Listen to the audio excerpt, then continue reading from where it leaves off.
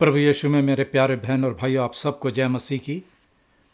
और मैं परमेश्वर से प्रार्थना करता हूं कि आप सब लोग खैरियत से होंगे और परमेश्वर का धन्यवाद दें कि आज उसने हमें एक और नया समय दिया, एक नए दिन का दान दिया कि हम उसके पास आएं और उसके पवित्र और मधुर वचन को सुने। बहन और भाइयों, मैं आपका धन्यवाद देता हूं, आप सबको धन्यवाद देता हूं जो लोग इस स्टडी में भाग लेते हैं, जो लोग इस स्टडी को सुनते हैं और उसके बाद दूसरों को शेयर करते हैं। प्रभु आप उनको बहुत आशीष दे। मैं प्रार्थना करता हूं कि आप सब लोग खैरियत से होंगे। और आज की teaching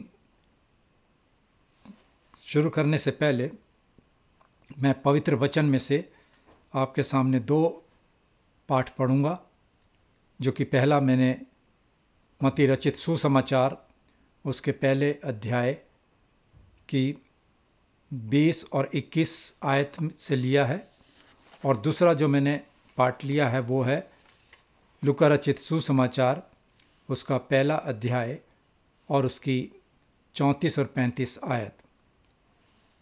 I have taken 2 Gospels today.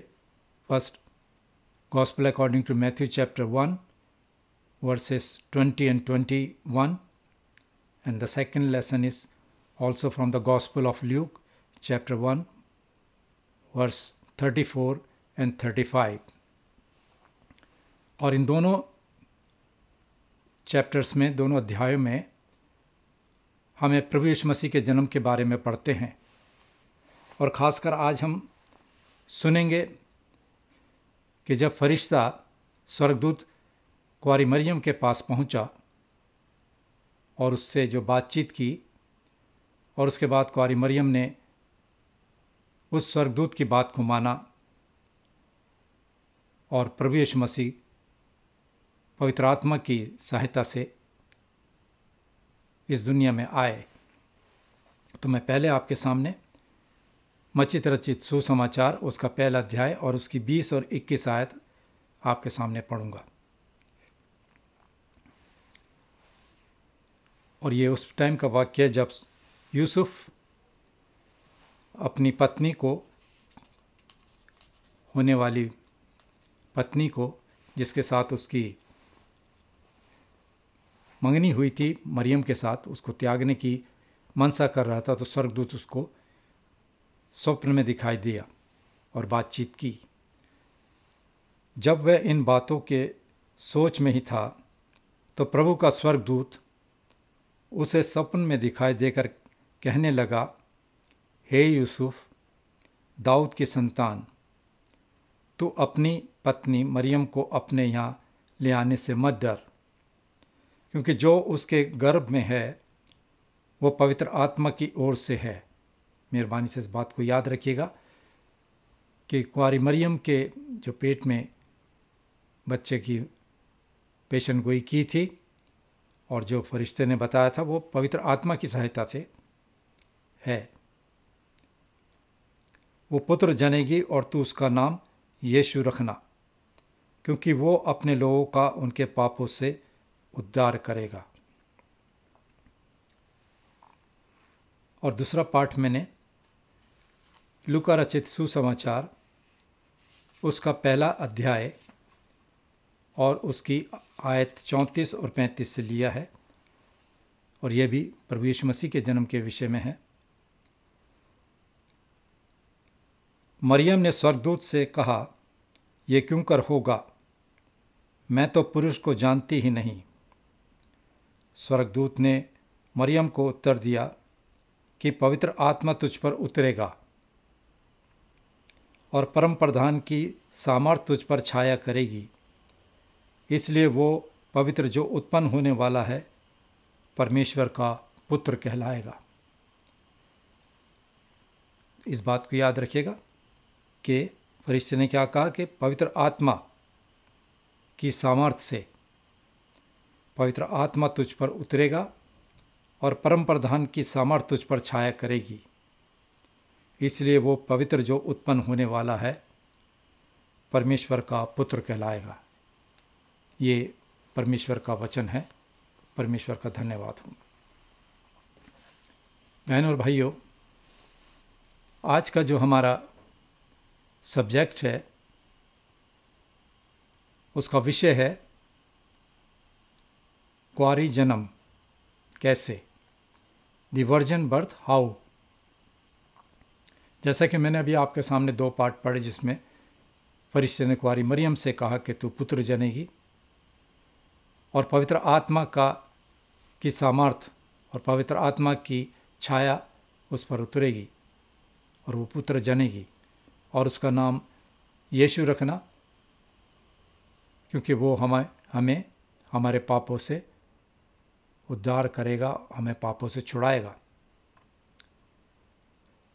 तो आज का हमारा कैटेकिज्म धर्म शिक्षा का प्रश्न यही है, सवाल यही है कि इसका क्या मतलब है, इसका क्या अर्थ है कि वो यानी प्रभु यीशु पवित्र आत्मा द्वारा गर्भ में आया और कुंवारी मरियम से पैदा हुआ। इसका उत्तर, इसका जवाब हमें पवित्र बाइबल में पहला तिमोथी की पहली पत्री उसका 3 अध्याय की 16 आयत में हमें मिलता है, और वो है परमेश्वर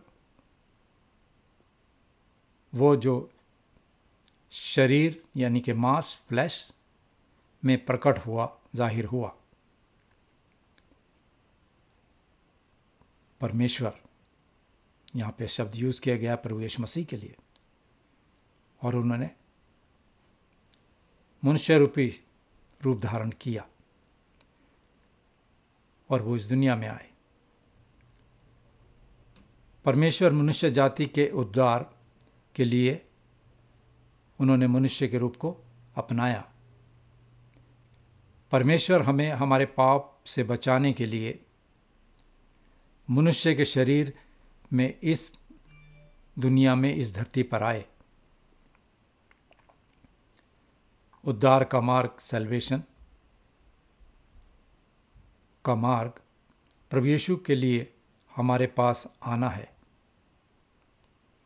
पवित्र बाइबल हमें बताती है कि कैसे, ये एक सवाल है कि पवित्र बाइबल हमें जो बात बताती है वो कैसे।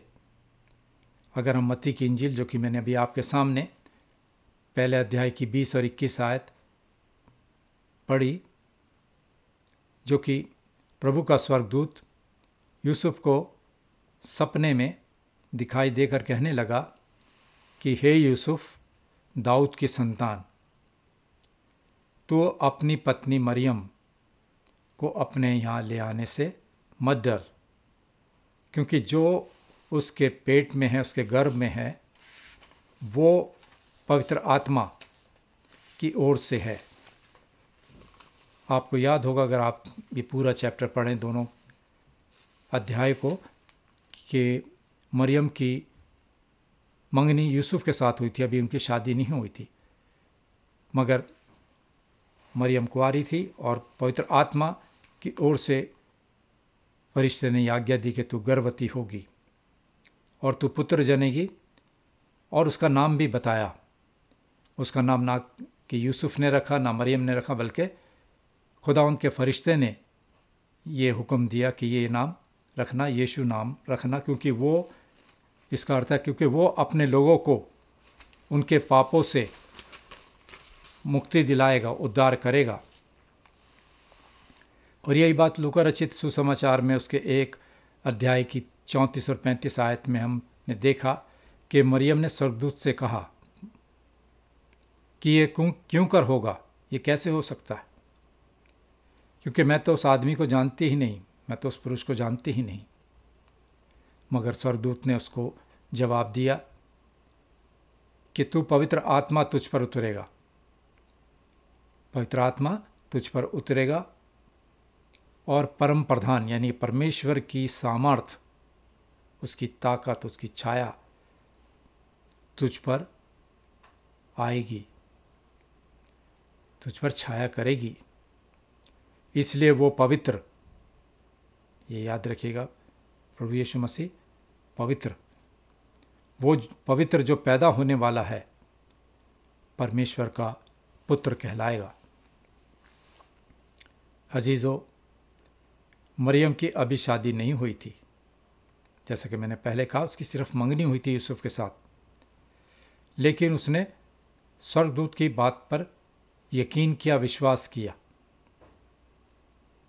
देखिएगा, एक कुंवारी लड़की जिसको अभी शादी नहीं और बच्चा उसको हो तो कितनी मगर शर्म की बात है, मगर मरियम ने परमेश्वर की बात को माना, स्वर्गदूत ने जो मैसेज दिया था उसकी बात को माना और उस पर विश्वास किया, उसकी बात पर। क्योंकि प्रभु यीशु कोई साधारण संतान नहीं थे, कोई साधारण बच्चे नहीं थे जो कि इस दुनिया में आना था, और उनका गर्भधान सामान्य तरीके से नहीं हुआ था, जैसे कि एक आदमी और एक औरत के बीच में होता है।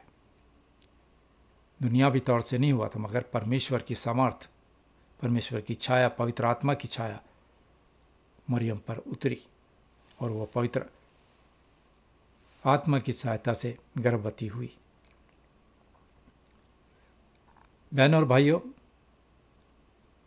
यहाँ कुछ लोग कम से कम 2-3 गलतियां इसमें निकालते हैं इस बात में, और हमारी आज की धर्म शिक्षा कैटेगिज्म उन्हें सही बात को बताने की कोशिश करती है, उन्हें बताती है, उन्हें एड्रेस करती है। जो लोग इस बात को गलत बताते हैं 2-3 तरीक़ों से, वो मैं आपको समझाने की कोशिश करूँगा। पहला, कुछ लोग कहते हैं कि प्रभु यीशु सिर्फ इंसान है। वे इस बात से इनकार करते हैं कि प्रभु यीशु हमेशा से परमेश्वर थे और हैं। वो 2 बात करते हैं। पहला तो वो कहते हैं कि प्रभु यीशु सिर्फ इंसान है, बाद में और वो इस बात से भी इनकार करते हैं, और फिर वो कहते हैं कि प्रभु यीशु हमेशा से परमेश्वर हैं। तो वो 2 बातों को रखते हैं, वो इस पे एक बात पे कायम नहीं है। मगर हम पवित्र बाइबल में कुलुसियों के नाम पौलुस प्रेरित की पत्री, अगर हम उसके 2 अध्याय की 9 आयत पढ़ें, जो हमें बताती है, और लिखा है, क्योंकि उसमें यानी प्रभु यीशु में परमेश्वर तत्व, परमेश्वर शब्द यूज किया गया है, कि सारी परिपूर्णता, फुलनेस सदैव वास करती है, सदैव वास करती है, हमेशा रहती है। और यही बात यूहन्ना ने अपनी इंजील में भी लिखी है।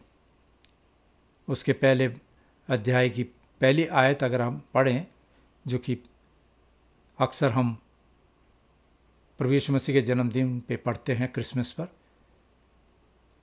और उसमें आयत में पहली आयत, बाप की पहली ही आयत में यूहन्ना बताते हैं कि आदि में वचन था, शुरू में वचन यानी कि परमेश्वर, प्रभु यीशु मसीह वचन यूज़ किया है, और वचन परमेश्वर के साथ था। प्रभु यीशु मसीह परमेश्वर के साथ थे और वचन परमेश्वर था। और अगर हम पहले अध्याय की यूहन्ना की उसकी 14 आयत पढ़े, जो कि हमें और साफ करती है और बताती है, और वचन देहधारी हुआ, यानी कि मनुष्य के रूप में उसने शक्ल ली, और अनुग्रह और सच्चाई से परिपूर्ण होकर हमारे बीच में रहा, और हमने उसकी ऐसी महिमा देखी जैसी पिता के इकलौते की महिमा। ये तो ही पहली बात। दूसरी बात, और लोग कहते हैं, दूसरे लोगों का कहना है कि जब प्रभु यीशु मसीह मनुष्य बने तो उन्होंने अपने आप को, अपनी डेइटी यानी कि परमेश्वर तत्व को कुछ समय के लिए अलग कर दिया, परंतु जब वह मनुष्य बने तो उन्होंने परमेश्वर बनना नहीं छोड़ा। ये वो 2 बातें करते हैं। वो कहते हैं कि जब प्रभु यीशु मसीह मनुष्य बने तो उन्होंने अपने आप को, अपनी डेइटी को यानी कि परमेश्वर तत्व को कुछ समय के लिए अलग कर दिया, परंतु जब वो मनुष्य बने तो उन्होंने परमेश्वर बनना नहीं छोड़ा। तो वो दो बातें, इस बात पे उनका मन डामाडोल है। मगर फिर पवित्र बाइबल हमें बताती है, जैसे कि मैंने भी आपके सामने यूहन्ना की इंजील उसके पहले अध्याय की 14 आयत पढ़ी, वो इस बात की पुष्टि करती है, वो इस बात को बताती है और कहती है कि वचन देहधारी हुआ और अनुग्रह सच्चाई से परिपूर्ण होकर हमारे बीच में रहा, और हमने उसकी यानी कि प्रभु यीशु मसीह की ऐसी महिमा देखी जैसे पिता के इकलौते की महिमा। और तीसरा बात जो लोग कहते हैं, वो कहते हैं कि प्रभु यीशु वास्तव में यानी कि हकीकत में हमारी तरह मनुष्य नहीं थे, यानी प्रभु यीशु ने मरियम के वास्तविक मांस यानी कि उसके शरीर और लहू को अपने पास नहीं लिया। पवित्र बाइबल इसमें भी हमारे को साफ बताती है। अगर हम रोमियो की पत्री पौलुस प्रेरित के नाम उसके पहले अध्याय की 3 आयत देखें, जो बताती है हमें, और लिखा है, अपने पुत्र हमारे प्रभु यीशु मसीह के विषय में प्रतिज्ञा की थी, जो शरीर के भाव से तो दाऊद के वंश से उत्पन्न हुआ, पैदा हुआ। तो इस बात की ये भी आयत पुष्टि करती है और कहती है कि अपने पुत्र हमारे प्रभु यीशु मसीह के विषय में प्रतिज्ञा की थी, जो शरीर के भाव से तो दाऊद के वंश से पैदा हुआ। अजीजों, इसलिए हम ठीक ही इस बात को कबूल करते हैं, कन्फेस करते हैं, जैसा कि हमारी धर्म शिक्षा कहती है कि प्रभु यीशु ने अपने आप को एक सच्चे इंसानी स्वभाव के रूप में लिया, ताकि वो पाप को छोड़कर सभी बातों में अपने भाइयों की तरह दाऊद का सच्चा वंश बना रहे। तमाम बातों में प्रभु यीशु मसीह एक मनुष्य के रूप में आए, मगर वो पाप रहित थे। पाप को छोड़कर उन सभी बातों में वो अपने भाइयों की तरह दाऊद का सच्चा वंशज बन सके। इसलिए प्रभु यीशु हमारे जैसे हैं या हमसे अलग, दोनों हैं। ये बातों को याद करें। या तो आप सोचिए कि प्रभु यीशु हमारे जैसे हैं, जैसे कि पवित्र बाइबल बताती है, या हमसे अलग हैं। पहली बात, प्रभु यीशु हमारे जैसे हैं। बहन और भाइयों, आप पूछेंगे कैसे? वो इसलिए कि कुंवारी मरियम से पैदा होना इस बात की गारंटी है, सबूत है कि प्रभु यीशु वास्तव में हमारी तरह इंसान है। और दूसरी बात, वो हमसे अलग हैं, फ़र्क हैं। और ये सबसे महत्वपूर्ण इम्पॉर्टेंट बात ये है कि प्रभु यीशु पवित्र आत्मा के द्वारा इस दुनिया में आए। वो पाप रहित थे, ही वॉज विदाउट सिन। और ये इस बात की गारंटी देता है कि प्रभु यीशु को आदम की भ्रष्ट यानी कि करप्ट जाति का पापी स्वभाव विरासत में नहीं मिला था। हम सब लोग आदम की संतान हैं, सिवाय प्रभु यीशु मसीह के, क्योंकि प्रभु यीशु मसीह पाप रहित थे। ही वॉज विदाउट सिन। इसलिए ये मसीह यीशु में परमेश्वर और मनुष्य के मिलन की गारंटी देता है। अगर हम पवित्र बाइबल में इब्रानियों की पत्री उसके 7 अध्याय की 26 आयत पढ़ें, जो हमें बताती है, और लिखा है, सो ऐसा ही महायाजक हमारे योग्य था, हमारे लायक था, जो पवित्र और निष्कपट और निर्मल और पापियों से अलग और स्वर्ग से भी ऊंचा किया हुआ हो। क्या क्या? जो पवित्र हो, जो निष्कपट हो, जिसमें कोई कपट ना हो, जो बिल्कुल निर्मल हो, साफ हो और पापियों से अलग और स्वर्ग से भी ऊंचा किया हुआ हो।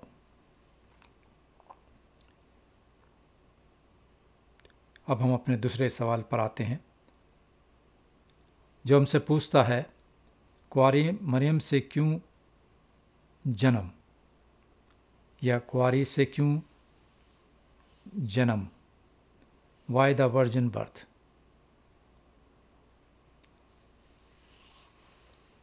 तो क्यों हमारे उद्धार के लिए प्रभु यीशु को इस तरह जन्म लेना पड़ा? ये एक सवाल है कि हमारे सैल्वेशन के लिए, हमारे उद्धार के लिए प्रभु यीशु मसीह को ऐसा जन्म क्यों लेना पड़ा? बहनों और भाइयों, यदि यूसुफ या कोई दूसरा आदमी प्रभु यीशु का वास्तविक या रियल पिता होता तो प्रभु यीशु मसीह पूर्ण रूप से पवित्र नहीं होते और ना ही पाप रहित होते। इस बात को याद रखिए। तब नहीं हमारे पास परमेश्वर और मनुष्य के बीच कोई मध्यस्थ या मीडिएटर नहीं होता, और ना ही हमारा कोई पाप से हमारे को छुटकारा दे सकता या हमारा उद्धार करता। मसीह के बिना हमारे पास उद्धार का कोई दूसरा रास्ता नहीं होता। अजीजों, हमें एक ऐसे मनुष्य की आवश्यकता है जो वास्तव में, हकीकत में निष्पाप हो, पाप रहित हो और साथ ही साथ मनुष्य हो, और हमें बचाने के लिए वास्तव में परमेश्वर हो। ये सब बातें हों। क्या? जो हकीकत में वास्तव में निष्पाप हो, जिसने कभी कोई पाप ना हो, जो निर्मल हो, जो पाप रहित मनुष्य हो, और हमें बचाने के लिए वास्तव में परमेश्वर हो। अगर हम भजन साम 51 उसकी 5 आयत में दाऊद कहते हैं, देख मैं अधर्म के साथ पैदा हुआ और पाप के साथ मेरी माता के गर्भ में मैं पड़ा। तो जितने प्रभु यीशु मसीह को छोड़ करके जितने मनुष्य, जितने लोग इस संसार में हैं, वो पाप के द्वारा अपनी माता के गर्भ में पड़े। और दाऊद साफ कहता है कि देख मैं अधर्म के साथ पैदा हुआ और पाप के साथ अपनी माता के गर्भ में मैं पड़ा। इसलिए सारी मनुष्य जाति पाप के साथ पैदा हुई है, सिवाय प्रभु यीशु मसीह के, जो पवित्र आत्मा की ओर से पैदा हुए। हमें एक ऐसे मध्यस्थ, ऐसे मीडिएटर, ऐसे विचोले की ज़रूरत है, आवश्यकता है, जो ना सिर्फ हमारे लिए पूरी तरह से आज्ञाकारी जीवन जिसने बिताया, बल्कि जिसकी एक मनुष्य के रूप में एक आदर्श परफेक्ट शुरुआत भी हो। स्वभाव से हम पापी हैं, इस बात को हमें मानना है, लेकिन मसीह धार्मिकता है। सलीब पर, क्रूस पर प्रभु यीशु हमारे लिए, हम पापियों के लिए मरे। प्रभु यीशु में कोई कसूर नहीं था, कोई प्रभु यीशु मसीह ने हम गुनाहगारों के कारण अपने ऊपर गुनाह उठाए। हमारे पाप प्रभु ने अपने ऊपर लिए ताकि हम परमेश्वर की धार्मिकता बन सकें। पवित्र बाइबल बताती है, कुरिन्थियों की कलीसिया के नाम पौलुस प्रेरित अपनी दूसरी पत्री में लिखते हैं, उसके 5 अध्याय की 21 आयत में, और कहते हैं जो पाप से अज्ञात था, जिसे पाप मालूम ही नहीं था, यानी प्रभु यीशु, उसी को उसने यानी कि परमेश्वर ने हमारे लिए पाप ठहराया ताकि हम बचाए जाएं। कि हम उसमें होकर परमेश्वर की धार्मिकता बन जाएं। अजीजों, प्रभु यीशु में विश्वास के जरिए से परमेश्वर की ये धार्मिकता हमारी है। परमेश्वर की धार्मिकता, राइचियसनेस, हमें सब पापों से ढक लेती है। परमेश्वर की नज़र, उसकी दृष्टि में जो प्रभु यीशु में विश्वास करता है वो उतना ही धर्मी और पवित्र है जितना कि मसीह। प्रभु यीशु का पवित्र आत्मा द्वारा जन्म लेना एक चमत्कार है और ये हम सब विश्वासियों के लिए, जो प्रभु यीशु मसीह पर जिनका विश्वास है, उनके उद्धार, उनके सैल्वेशन का चमत्कार है। इस पर विश्वास किए बिना हम मसीह विश्वासी नहीं हो सकते। हम इस बात को विश्वास करना है कि प्रभु यीशु मसीह पवित्र आत्मा के द्वारा इस संसार में आए। पवित्र आत्मा की छाया कुंवारी मरियम पर पड़ी और उन्होंने मनुष्य के रूप को धारण किया। सो यदि कोई प्रभु यीशु मसीह में है तो वो नई सृष्टि है। पुरानी बातें बीत गईं, देखो वे सब नई हो गई हैं। तो प्रभु यीशु मसीह पर विश्वास करें, उसके वचन को पढ़ें, उससे प्रार्थना करें और जितने लोगों को प्रभु यीशु मसीह ने अपने वचन के लिए चुना है कि वो दूसरों को बांटें, वो इस कार्य में प्रभु आप उनको आगे बढ़ाएं, उनकी सहायता करें। यही हमारी प्रार्थना है। और बहनों और भाइयों, हम सब के लिए दुआ करते हैं, खासकर विश्वासियों के लिए, तमाम नौजवान बच्चों के लिए, तमाम पासबानों के लिए, उन तमाम लोगों के लिए जो प्रभु की सेवा में लगे हुए हैं। प्रभु उनकी मिनिस्ट्री को, उनके कामों पर बरकत दे। आप सबके परिवारों पर परमेश्वर की कृपा रहे और आने वाला सप्ताह आपके परिवार पर परमेश्वर की आशीष रहे। और हाँ, संडे को चर्च जाना ना भूलें, अपने लोगों से संगति रखें, प्रभु की हमद सिताइश करें और उसके नाम की महिमा करें। शलोम।